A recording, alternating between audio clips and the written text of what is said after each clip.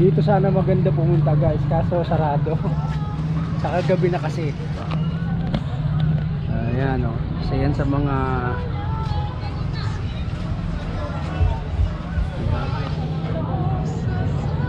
Cafe Leona.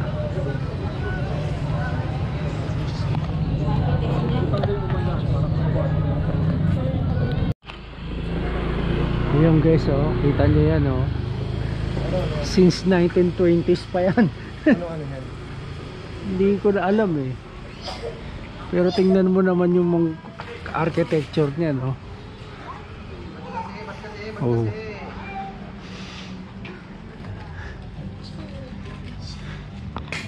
Oh.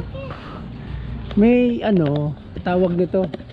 May nagme-maintain siguro mga kaapu-apuhan na yan ano.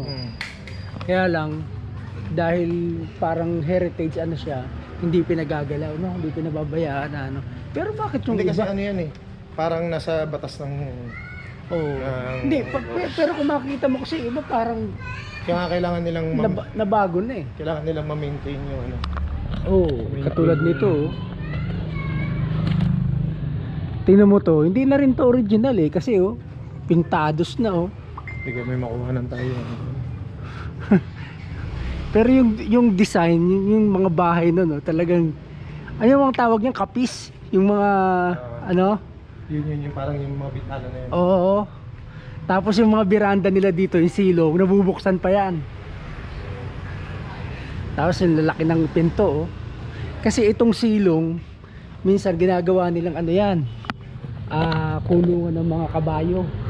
Yung araw, yung silong. Para mo na naman. Barn. So yun ang ano nila design nila ng bahay Ayan buti pa nga yung mga unang panahon noon. Ang design ng bahay nila, anti-baha. Kasi yung silong na yan, hindi naman yan tinitiran working area yan or kaya nilalagyan nila ng mga hayop, mga kabayo.